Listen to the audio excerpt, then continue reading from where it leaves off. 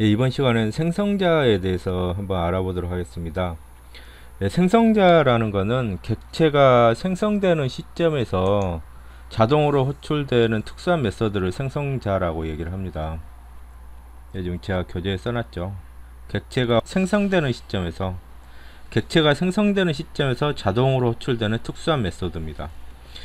그렇기 때문에 생성자 안에서는 객체를 생성하는데 필요한 작업들, 예를 들면 가장 대표적인 게 멤버 변수들을 초기화시키는 그런 작업들을 일반적으로 수행을 하게 됩니다. 지금 생성자를 예제를 보기 전에 생성자의 특징들을 좀 살펴보면요, 첫 번째로 생성자는 보통 퍼블릭 멤버 함수입니다. 예. 지금 아직 접근 지정자에 대해서는 설명을 하지 않았는데요, 접근 지정자는 뭐 퍼블릭 지금 하나만 나왔는데, 예를 들어서 프라이빗, 그다음에 프로텍티드, 뭐 이런 접근 지정자들이 있거든요. 근데 생성자는 보통 이제 퍼블릭 멤버 함수고요. 그 다음에 생성자의 이름은 클래스와 동일합니다. 생성자 이름은 클래스의 이름과 같다. 그 다음에 반환값이 없고, 메소드긴 한데 반환값이 없고, 앞에 이제 생성자 이름 앞에 void 키워드조차도 붙이지 않는다. 이러한 특징을 가지고 있습니다. 그래서 위에 있는 포인트 클래스를 가지고 설명을 하면요, 지금 보면은 포인트 클래스죠. 지금 여기에 지금 생성자가 선언이 되어 있습니다. 생성자도 일반 메서드와 똑같이 클래스 안에 아예 정의를 둘 수가 있고, 클래스 안에는 선언만 두고 생성자의 정의문은 아예 바깥에다가 둘 수도 있습니다. 바깥에다가 두는 게 일반적이기 때문에요. 일단 여기서 생성자를 선언하고, 여기서는 이제 생성자를 실제로 이제 정의를 한 부분이 여기에 있죠. 보시면 알겠지만 메소드인데 반환형이 없어요. 반환값이 없고 void라는 키워드조차 붙여주지 않습니다. 밖에서 정의할 때도 마찬가지고요. 그래서 포인트라는 클래스에 포인트 똑같은 이름, 클래스와 똑같은 이름을 갖는 메소드는 무조건 생성자고요. 그 다음에 두 개의 w1 값을 받아가지고 첫 번째 값을 x라는 멤버 변수, 여기 있죠, 멤버 변수에 대입을 하고 y라는 멤버 변수에다가 대입을 하는 간단한 예제가 되겠습니다. 이렇게 이제 생성자가 작성되었다면은 이제 실제로는 어떻게 생성자를 호출을 하느냐, 생성자가 호출이 되는 시점은 객체를 생성을 할 때입니다. 이 객체를 생성하는 시점에서 생성자가 호출되고, 그 다음 멤버 함수를 그 안에서 이제 초기화 시킬 수가 있는데요, 예를 들어서 앞에서는 포인트 클래스의 객체를 이렇게 그냥 생성을 했었는데, 이 객체의 이름 뒤에다가 마치 함수를 호출하듯이 생성자의 인수들을 가로 안에다가 이렇게 줄 수 있어요. 그럼 이렇게 클래스의 객체를 생성하면은 이 객체가 생성이 될 때 어느 함수가 호출이 되냐면은 위에서 이렇게 정의된 요 함수가 호출이 되는 거죠. 이 생성자가 호출이 되는 거죠. 그래서 첫 번째 값이 x에, 두 번째 값이 y에 이렇게 저장이 되는 겁니다. 그러니까 앞에서와 같이 set이라는 특수한 메소드를 둬 가지고 객체를 생성한 다음에 멤버 함수를 초기화를 할 필요가 없이 이렇게 바로 객체를 생성하면서 동시에 초기화를 시켜줄 수가 있다는 거죠. 그리고 또 한 가지 주의할 점은 생성자는 반환값이 없기 때문에요, 리턴 뒤에 어떤 값을 반환을 하는 이런 문장은 안에 있으면 안 됩니다. 지금 여기 있는 예제와 같이 리턴하고 뒤에다가 어떤 값을 이렇게 반환하는 이런 문장을 올 수가 없고요. 단 이제 중간에 함수의 실행을 종료하기 위해서 반환값이 없는 단순한 리턴문을 사용할 수가 있습니다. 반환값이 있는 리턴문은 당연히 사용할 수가 없죠. 왜냐면은 반환값이 없는 함수이기 때문에요, 반환값을 리턴을 할 수가 없습니다. 예, 이제 생성자를 앞에서 작성한 포인트 클래스에다가 한번 추가를 해 보도록 하겠습니다. 일단 메인 함수에 있는 거는 다 지우고요. 여기 뒤에다가 포인트, 그 다음에 W형 파라미터 두 개를 갖고요.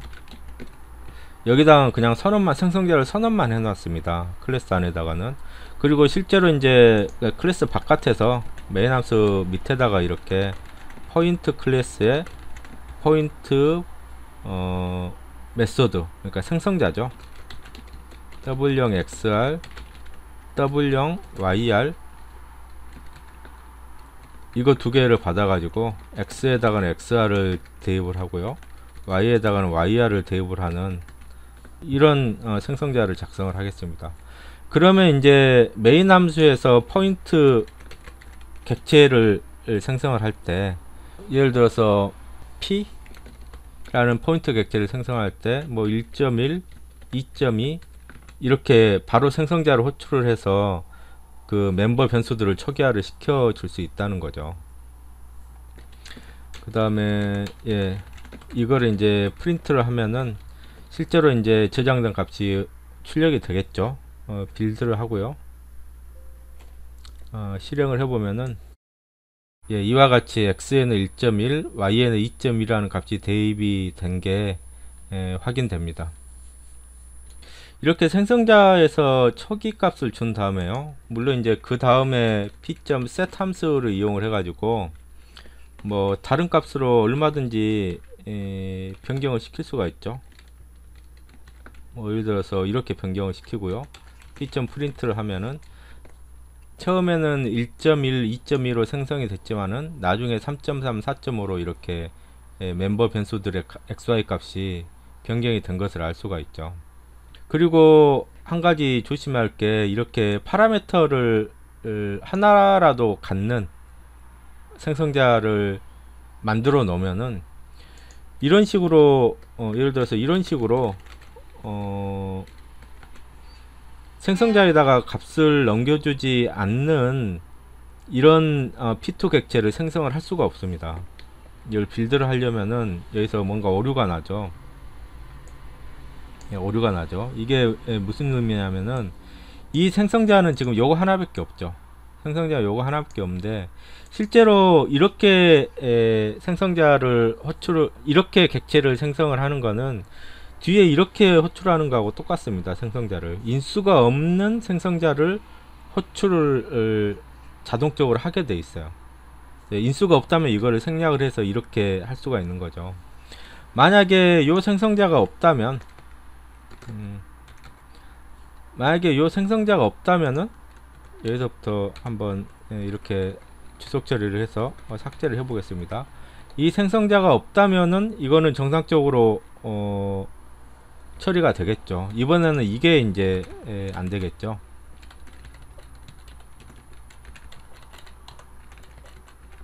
이게 안 되고 P2는 정상적으로 생성이 될 겁니다. 그래서 뭐 P2에다가 00을 집어넣고요, P2.print를 하면은 앞에 예제하고 똑같죠. 00이 이렇게 들어가겠죠.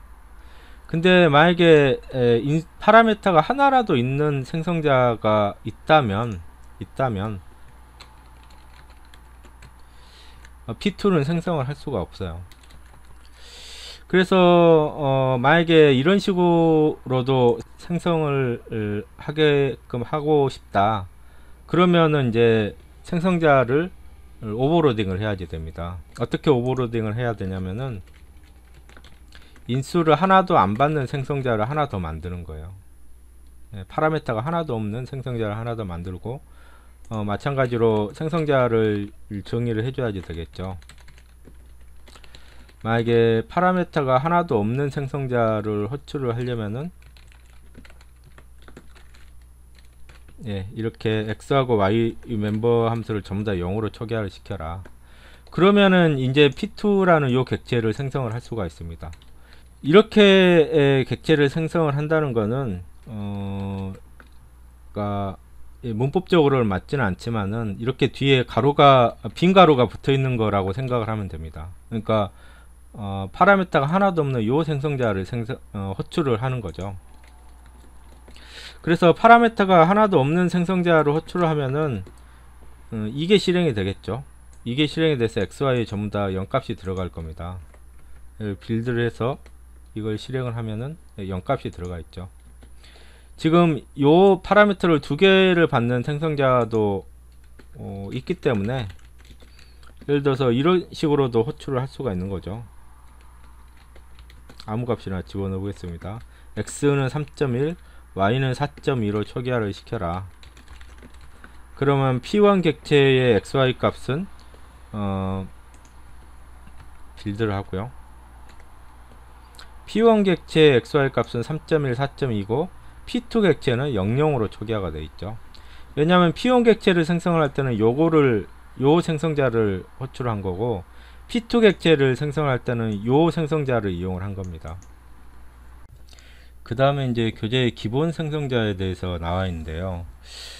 C++은 문법상 클래스에는 반드시 생성자가 있어야지 됩니다.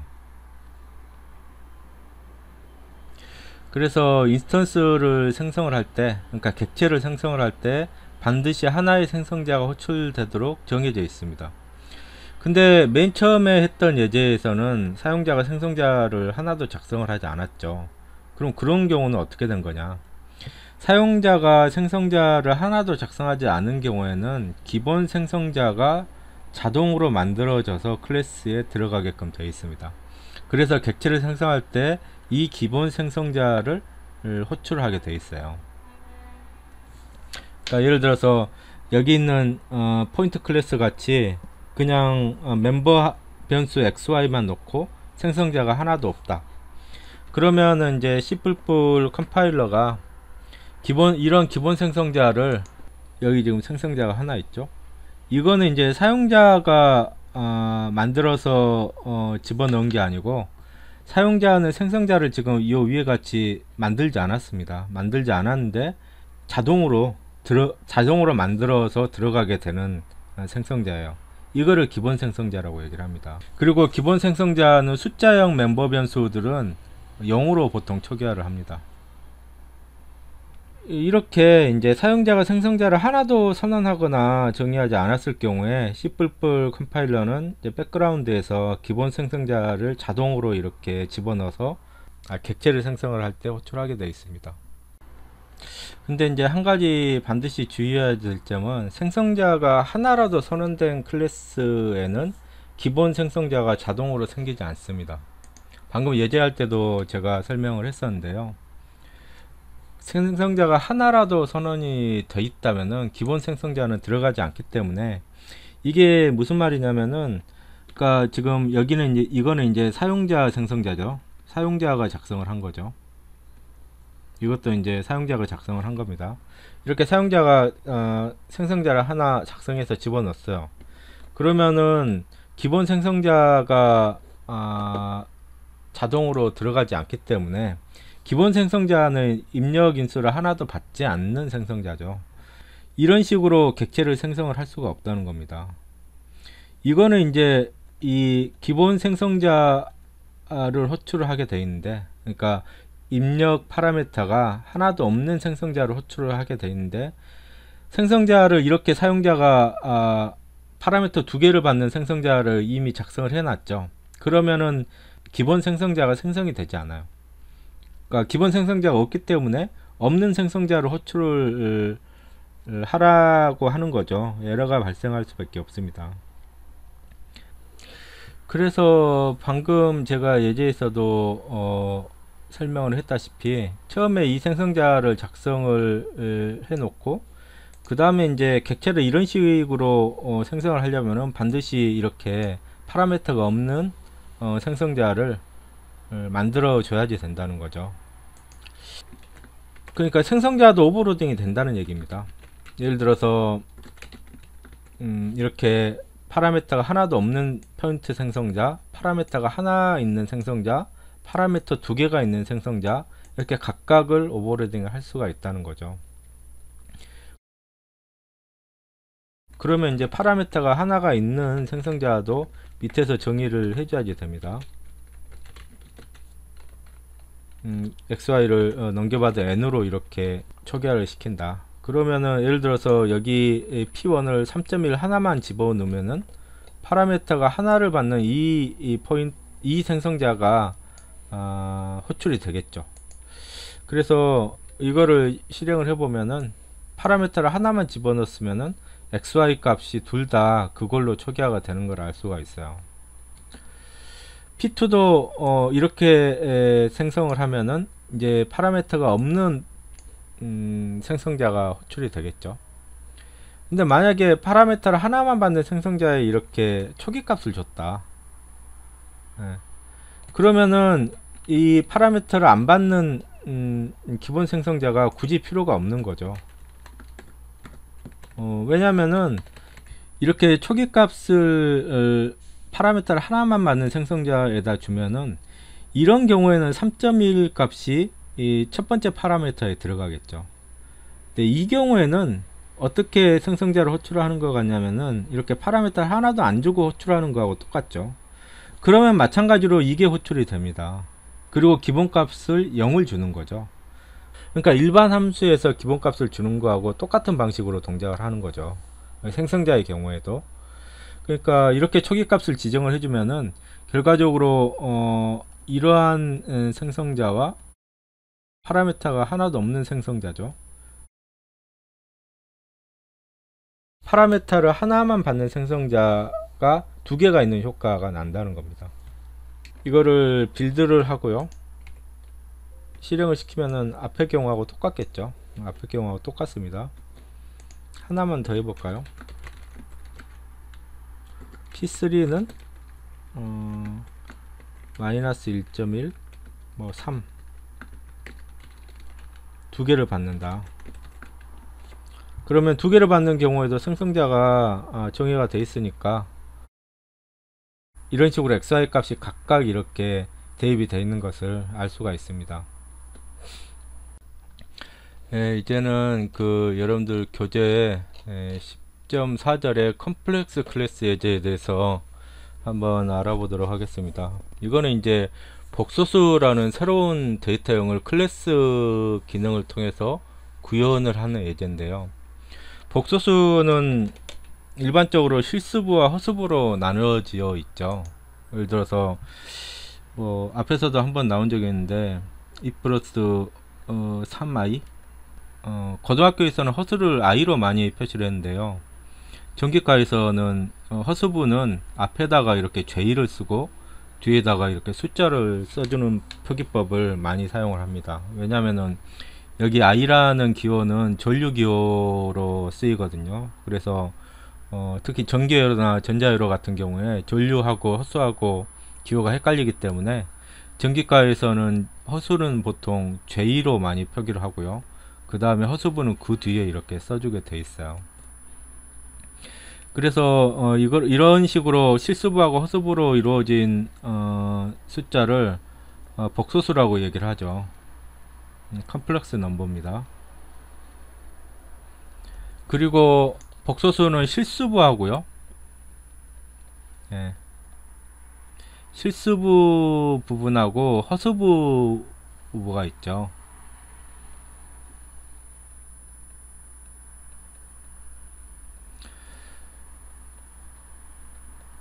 그러니까 이 두 개의 숫자를 W형으로 저장을 하는 클래스를 작성을 하는 예제입니다.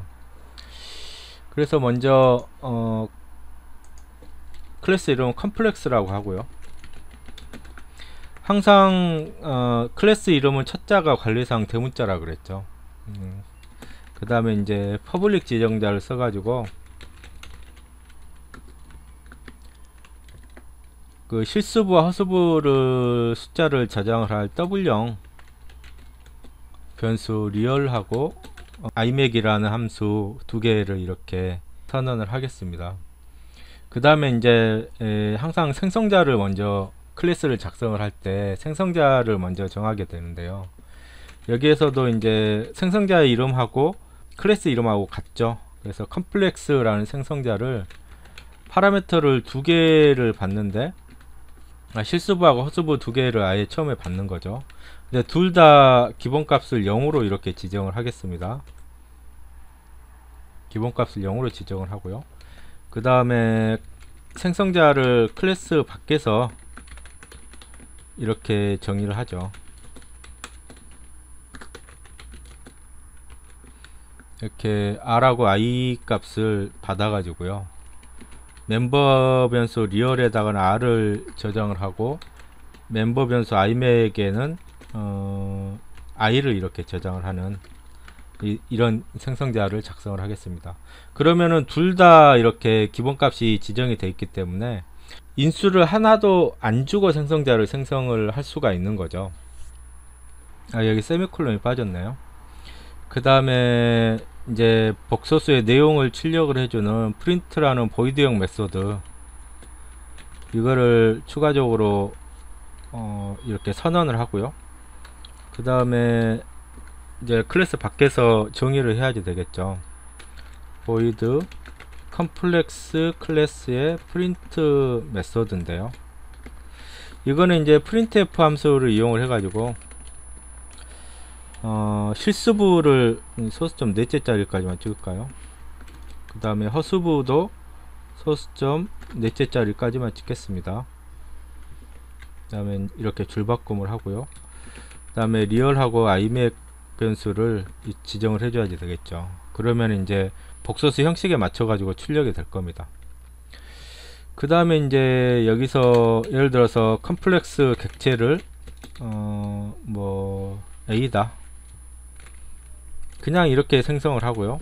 a.print를 이 메소드를 호출을 하면은 지금 기본값을 전부 다 00으로 줬기 때문에 이렇게 인수를 하나도 안 주는 생성자를 호출하면은 리얼하고 imac 변수 둘 다 0으로 초기화가 되겠죠. 예, 클래스 끝에 여기 세미콜론이 빠졌습니다. 빌드를 하고요. 컴파일을 하면은 이런 식으로 00으로 이렇게 초기화가 되어 있죠. 또는 예를 들어서 컴플렉스 b를 1.1 이렇게 하나만 줬다. 그럼 리얼 파트만 1.1이고 imac 변수, 그러니까 허수부를 지정하는 변수에는 0이 지정이 되겠죠.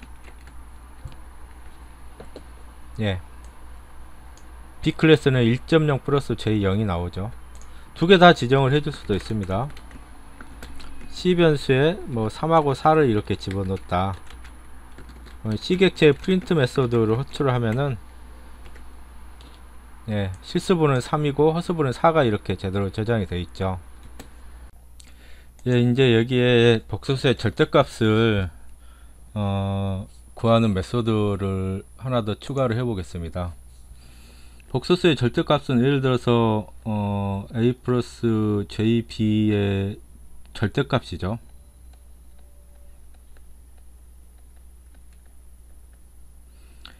예, 이 정의가 어떻게 됩니까? 스퀘어 루트 a 제곱 플러스 b 제곱 이렇게 정의가 되죠. 그래서 제곱근을 구해야 되기 때문에 math.h 헤더 파일을 인클루드를 시켜줘야지 됩니다. 그래서 여기에다가 math.h를 이렇게 인클루드를 시키고요. 그 다음에 반환값이 w0이겠죠. 그 다음에 함수는 abs라고 이름을 짓겠습니다. 그리고 이제 이 끝에다가 w0 컴플렉스 클래스의 abs 메소드를 어떻게 정의를 하느냐, 예를 들어서 w0 변수 a에다가는 리얼의 제곱, 그 다음에 w0 변수 b에다가는 imac의 제곱,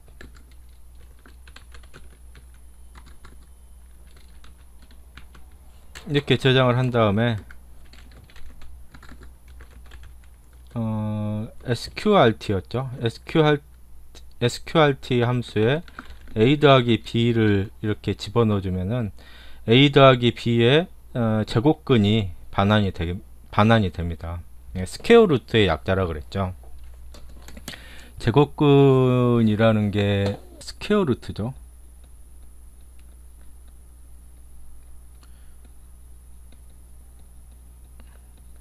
그래서 아마 함수 앞에 여기 스퀘어에서 SQ를 따고 뒤에서 이제 RT를 따가지고 SQRT라는 함수가 보통 이제 C++에서 뿐만 아니고 다른 언어에서도 루트 값을 구하는 함수의 이름으로 주로 쓰입니다. 그러면 이제 예를 들어서 이렇게 구해 놓고요. 예를 들어서 복소수 3 더하기 4j의 스퀘어 루트 값을 알고 싶다. 그러면은 W형 변수에 뭐 A에다가 C 객체의 ABS 메소드를 이렇게 호출하면은 그 반환값이 지금 현재 3 더하기 J4라는 복소수의 절대값이 반환이 되겠죠. 그게 A에 이제 저장이 될 겁니다. 그래서 그 값을 %F를 이용을 해서 한번 찍어 보면요. 예, 5죠. 예. 3하고 4인 실수부가 3이고 허수부가 4인 그 복소수의 절대값은 5가 되겠습니다. 예, 복소수를 한번 먼저 찍고 내용을 한번 출력을 하고요. 그 다음에 printf 함수에서 c.abs 이렇게 바로 메소드를 호출을 하도록 하겠습니다.